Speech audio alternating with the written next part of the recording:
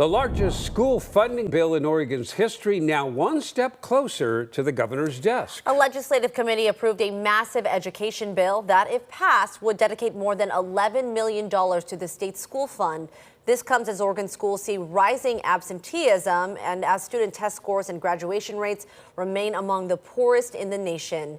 Joelle Jones is live now from Salem with more on this. Joelle?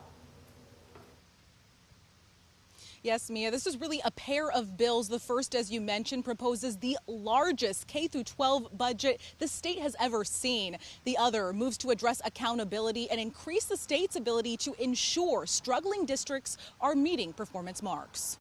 Oregon lawmakers celebrating on both sides of the aisle as what could be the largest school budget advances in the legislature. Not knowing what's going to happen in the future, I think this is a win for Oregon schools. On par with the governor's proposed budget, if passed, Senate Bill 5516 would increase funding for 197 school districts by over 10%, meaning more money for teachers, supplies, and maintenance. Oregon has never funded schools at this level before. House Republican leader Christine Drazen says she's glad the funding number didn't backslide, but wants the state to take on a more individualized approach to education. But what's missing is the accountability side, where rather than just perpetually increasing the funding number, we look at the kids and we say, what do they need? That's where Representative Ricky Ruiz says Senate Bill 141 can help. In the state of Oregon, we are falling behind. The bill would require the Oregon Board of Education to track performance and attendance metrics, allowing the state to step in and help struggling districts.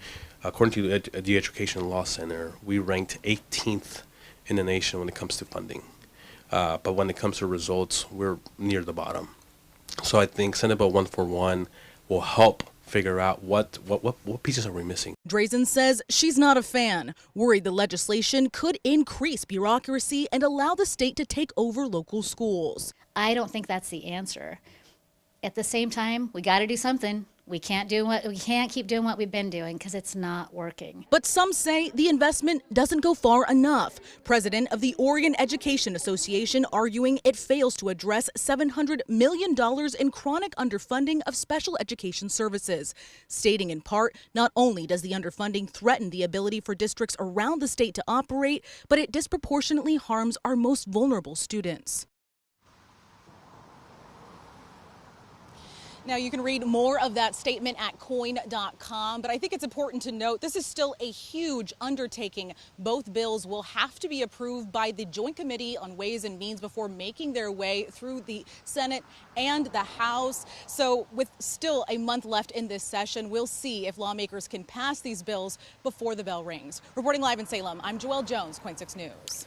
All right, Joelle, thank you.